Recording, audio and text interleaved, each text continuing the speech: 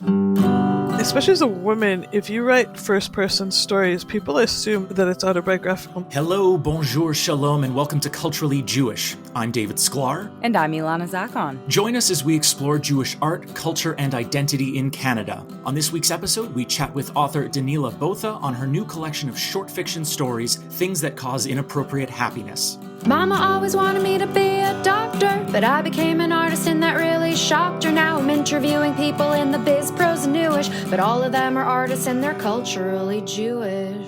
Alana, what's new in your world in Montreal these days? So this is not in Montreal, but there's a program that I really wanted to shout out based in Ontario.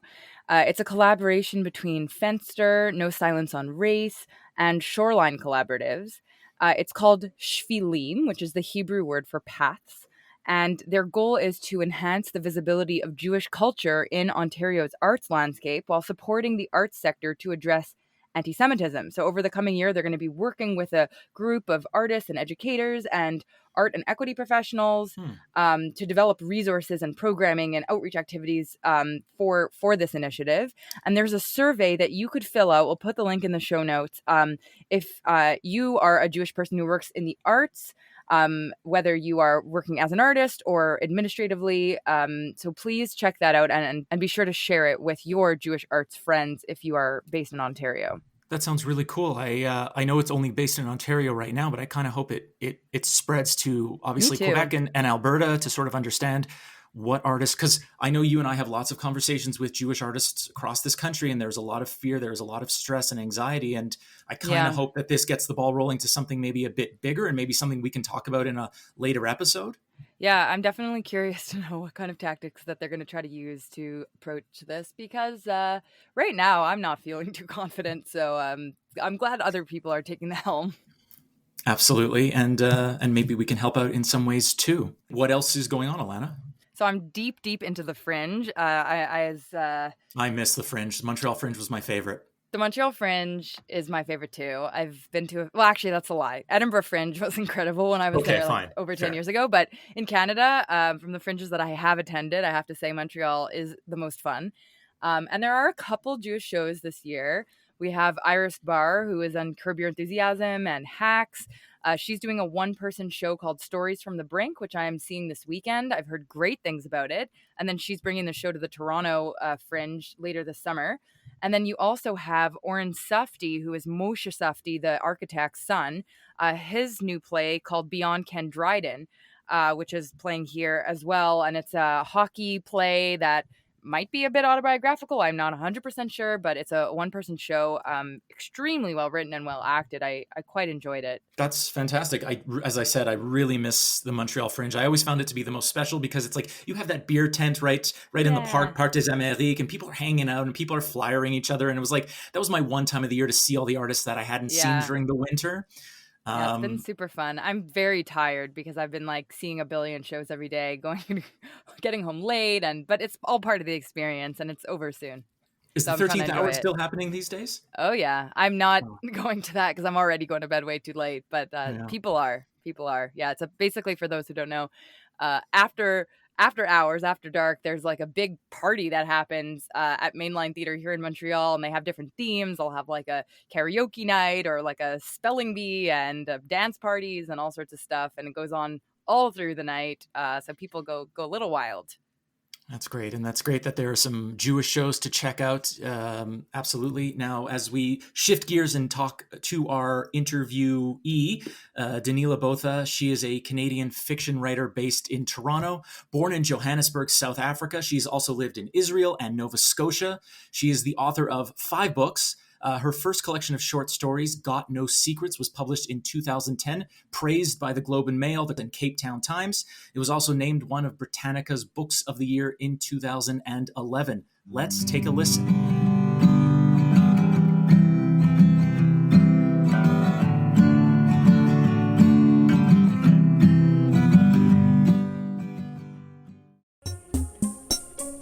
Is life really miserable for the Jews, or are we just glued to a 24-hour news cycle? Should we be worried that so many young rabbis are coming out of seminary as anti-Zionists? And what does Judaism say about polyamory? If you want answers to these questions, well, we don't have any.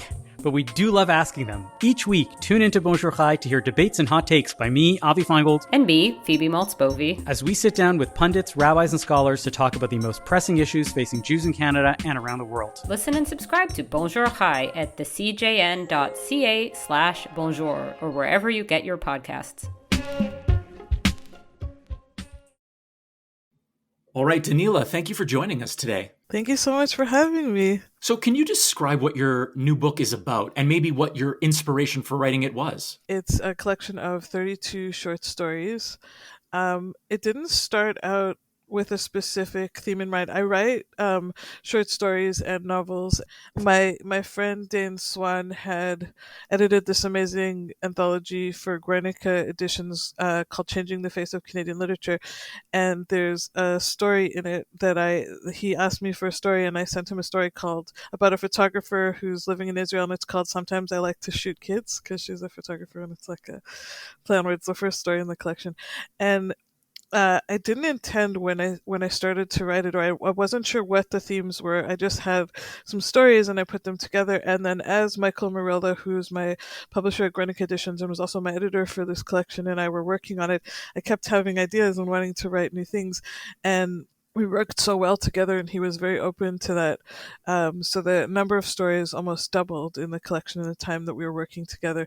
And a lot of themes of identity and Jewish identity started coming out in ways that I wasn't conscious of in the collection. So there's a lot of stories that were connected to Jewish identity and intergenerational trauma and all kinds of things that I wasn't conscious of, but I was really excited to explore because it's my fourth book and I've never gone into it as much in this way before. I'd love to hear more on that. What specifically was new territory for you, and how did it feel to go to those places? It's not that I've never written about Jewish stuff or I've never explored Jewish stuff before. I definitely have. But in terms of writing it in short fiction and exploring lots of different facets of it, I had never done it in this way as in depth. And I was doing research for a graphic novel because I write and I illustrate too. So I'm working on a graphic novel right now. And it's partly set during World War II, so I was doing all this research incidentally, which was not intended to be for this collection at all. And then all of a sudden, for example, that research was working its way into these stories also. I want to go back a bit to your story. So you're from South Africa, but in the book, you have characters from a lot of different Jewish backgrounds. You have Orthodox characters, you have secular characters, you have Israeli, you have American. So what's your own personal Jewish identity? How did you grow up and how do you identify now? I grew up in South Africa. I went to a very religious school. I grew up modern Orthodox, but I also have tattoos. I don't fit in so neatly. And in some ways, like in places like Israel or other parts of the States, it's not so much of a thing. In Toronto, it's very much a thing. And so in your stories, how was that for you to? It sounds like you have a maybe complicated relationship with like defining your Judaism. Doesn't everybody though? And you're yes, yeah, everybody 100%. 100%. I don't think you can be Jewish and not have some kind of confusion. My friend who's a writer in South Africa, for a while on Facebook you could like put all these statuses of like relationship and next to religion she wrote complicatedly Jewish, but isn't everybody who's Jewish complicatedly so? That's great. So as you were writing these characters, did you find it cathartic to release some of that emotion? I guess so. I mean, I primarily don't write autobiographically. I really write to understand other people and understand other situations and understand things that are far from my own experiences. I really don't write autobiographically. So I have a lot more fun trying to get inside the minds of people that are doing things that are really different to what I do. Especially as a woman, if you write first-person stories, people assume that what you're writing and their interior, and there's like the emotional interior stuff, people always assume that it's autobiographical and that it's about you. So I've had like lots of really interesting conversations with people. For example, the story Always an Angel, Never a God is based on a famous case of a woman whose husband was accused and then found guilty of sexual assault. And for the longest time, she wasn't just standing by him. She was like trolling his accusers online. So I really wanted to understand it. I was like, internalized misogyny is fascinating and disturbing, and I really wanted to understand. Yeah. So one other story that I wanted to talk about was that stood out for me was like an alligator eyeing a fish, right? And that's just, that's someone who ODs and sort of has like a dream or death-like experience where she encounters Anne Frank. So, what did you want to express by putting such a famous person who incidentally just celebrated her birthday, Yeah, I think she 2 or 3 turned days 90. ago? Yeah. I heard. I know Yeah, my yeah, yeah. friend. My friend actually tagged me in a post about that. Right. So why Um, bring in Anne Frank to the so conversation? I had actually just read Dara Horn's amazing book of essays. Everyone loves dead Jews. The idea of eulogizing Anne Frank was so interesting to me, and the idea of thinking about what kind of life she would have lived had she lived was really fascinating. And Horn made so many good points, like about her editing process and how much her work had evolved, not just about her talent as a writer, but like her commitment to craft, which is so important if you're going to write and publish. And I really loved her eulogy and her idea of Anne in the future, and I thought that was really interesting. And at the same time, I just read Tara Maguire's amazing book, Holden Before and After, which is really sad. It's nonfiction, and it's about her son who overdosed on opiates. He was very young. He was in his early 20s. And I had been thinking a lot about the opiate crisis anyway. I'm not sure exactly how these two things came together in my mind, but somehow I had this idea and I thought I'll try and I'll see if it works. Growing up, I read a lot of Holocaust literature that resonated deeply with me. I remember like Elie Wiesel's Night having a really profound emotional effect. But I remember reading Anne Frank's diary and I remember thinking she's really charming and she's really effervescent, but I remember not quite connecting with her. And then I remember thinking about her now as I was writing this and wondering like if she would be happy with how people represent her and if this is what she would want. And if she was really and she was so serious about being a writer, so that it must be like, I thought this must be killing her if she knows about this. Think about all the other things she must have written. Man, imagine being defined by something you didn't even necessarily like. She eventually planned to turn it into a novel, but that's different than wanting your teenage thoughts and your private thoughts to be shared in multiple languages all over the world. I remember thinking like, it'd be so interesting to know how she would felt about this, and especially because the other character is a young writer who's struggling and feeling like an imposter with her writing and her work. Mm-hmm. I find it really interesting that you bring up Dara Horn's book, which I read as well. Because her whole argument is that we put too much attention on people like Anne Frank and the Holocaust, Yes. and it makes Yep. me think about the cover of your book, because I know, and this is something I'm sure Dara Horn thinks about a lot, is when you look at Holocaust books, they all look exactly the same. They all have a picture of a girl turning away from the camera on train tracks, wearing some kind of trench coat, maybe has like the star. And the cover of your book, why don't you describe it for us? How would you describe the cover of your book for our readers, for our listeners? My goodness, I should your just say, readers. so the book was designed by Rafael Chimicari of Guernica Editions. We talked about images and we looked at images together, but he did the design, so I can take very little credit for it. He's really talented. It's a girl, and you can see like half of her face, and she's wearing gold glitter on her lips, and then she has gold glitter all down her arms and along her chest, and she has long hair. So when I think about Jewish books, that is definitely not the stereotype of what comes to mind. If I would have seen this in a bookstore, I would not think, oh, this is a book of Israeli and Jewish identity stories. What made you decide to go with that cover? I assumed it might be related to one of the early stories where one of the characters talks about like how the other one has like glitter as if she's like sparkling or Yes. something. Was it related to that? In Soulmates, I think so. There's a couple stories where there was glitter imagery, but I like the idea of something very contemporary, like that just looked like an ordinary woman, and that could encompass the whole spectrum of what it means to be Jewish and to have Jewish identity, or even like that you could be from a more religious or other background but have aspirations or dreams or fantasies about being something else and being more contemporary. To me, it encompassed all the possibilities. As you've mentioned, some of your stories do take place in Israel or deal with Yeah, Israeli characters. yeah, Now, yeah, absolutely. as we've talked about on this podcast before and what we've been seeing post October 7th, there have been more and more boycotts on anything to do with Israel or Israelis. Right? Now, Did you hear about how is the reception? Did you hear about the Zionist list? Yes, I definitely heard about the Zionist list, and I want to hear your thoughts on that. And that was basically my leading question is, how has the reception been when you try to promote this book either in person or online? Like, have you had to deal with the Zionist list? Are you on it? Have you had to deal with review bombing and being outed as a Jewish author? No, because I was always very openly a Jewish author. Not so much. And for people who don't know, maybe just explain what the Zionist list is too. It seems to be happening more in the US and more with extremely high profile writers, but there is a list of not only writers who identify as Zionists, but like if someone has mentioned positive experiences in Israel, they've made this list. Or if someone says something positive about birthright, they've made their way onto this list. Or if somebody, any way that they put Israel in a non-negative light, basically, if they're not condemning Israel when they talk about Israel, if they even just Correct. as a passing factor, Correct. we happen to go to Tel Aviv for Pride, then how That dare you seems- speak about that in a in a good way? So have you been? I've been has that trying been not affecting to- you? All of these things are scary. There are some people who care and want to discuss everything in a nuanced way, and there are some people who want to be on what they perceive to be the right side of history, and they're not interested in the details.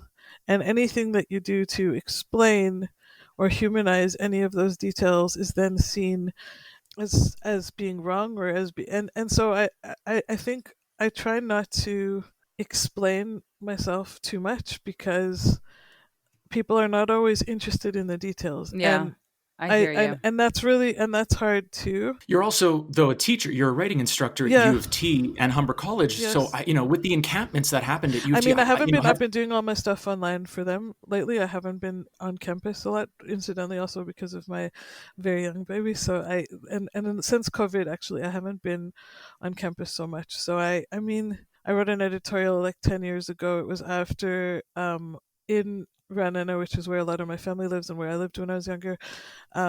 There was like some terrorist attacks that year, and I had not said anything publicly about it, but I was freaked out because one of my friend's kids was hurt. He's okay, thank God, but he was hurt, and it was like stabbings on the street, like things like in a very neutral kind of town where nothing has ever happened. There's never been a pigoa. There's never been it was really scary, and it's not exactly like close to the West Bank or something. So it was like one of those things that really scared me, and I ended up writing this piece where I just said I was a Zionist, and so it's kind of my fault. I didn't write a very nuanced piece. I just wrote about how I felt in that moment in an emotional kind of way. I don't write nonfiction. I write fiction. I really should have stayed in my lane.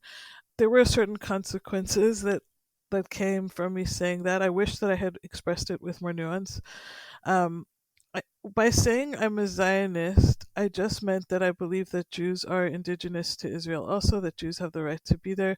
I actually believe in a two-state solution. I care about Palestinian rights. I care about people. I don't believe in not being critical of the Israeli government, like all those things. But people weren't interested in that. We get it. They were interested in Yeah. like they didn't want to have a complicated conversation. So I had no idea until then that people would hear Zionist and think like white supremacist, or like I really didn't know that. I feel like really stupid and naive. I really didn't know that. No, I wouldn't be that hard on yourself. But like because kind of that had happened, I think people probably thought all kinds of things about me, and I was supposed to do something at some event around that time, and I was told, oh, there's going to be a Palestinian writer who's going to be there, and they read your thing and they don't want to do anything with you, so we're not going to have you.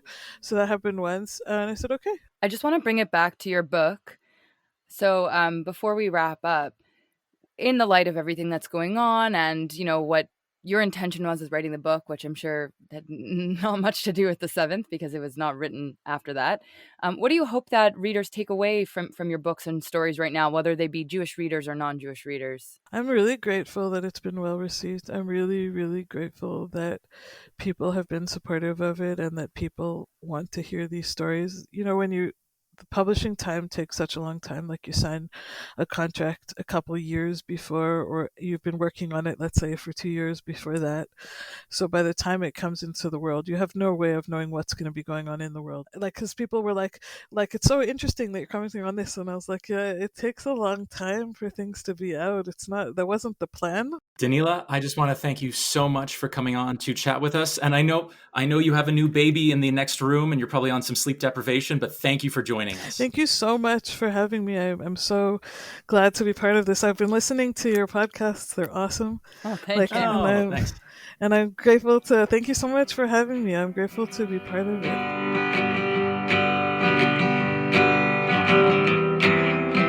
So, David, what is going on in the Jewish arts world?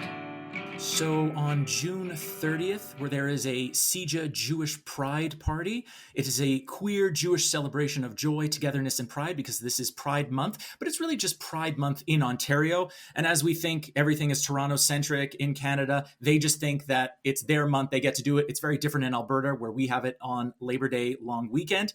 But despite that, this is happening, as I said, June 30th. It is a queer Jewish celebration. Heavy music from Queen Alyssa Brink, who considers her drag to be a love letter to all the queer punks of the world. And as well, Gila Munster, that we had on the podcast previously, will be there as well. Cross-stitching Jewish American princess and official drag queen storytime at the Toronto Public Libraries. Very cool. Over here in Montreal, from June 23rd to June 30th, you can check out the latest Dora Wasserman Yiddish theater production of The Great Divide. This is a show that won the 2015 Canadian Jewish Playwriting Competition.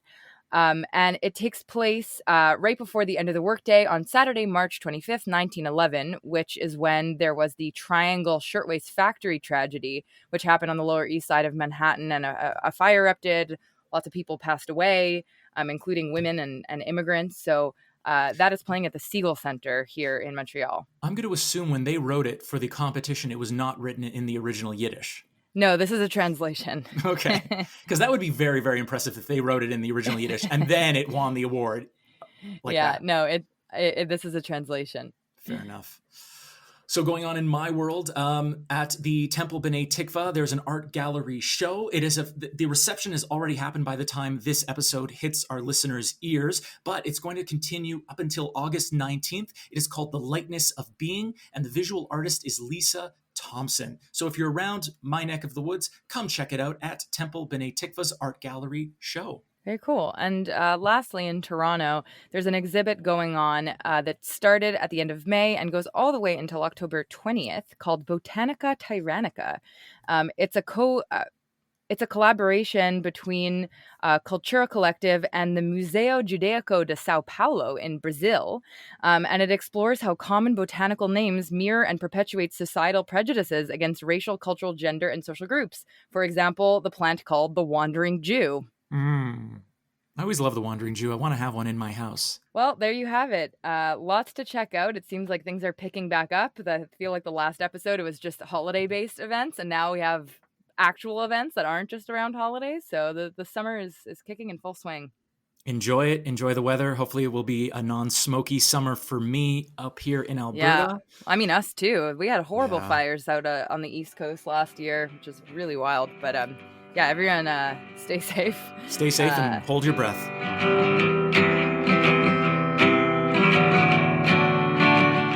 Culturally Jewish is hosted by me, David Sklar, and Ilana Zakon. We're produced and edited by Michael Freeman, and our theme music is by Sarah Siegel-Lazar. We're a member of the CJN Podcast Network. To support our work and everything the CJN does, visit thecjn.ca/donate to make a monthly donation and receive a charitable tax receipt. Thanks so much for listening, and see you next time.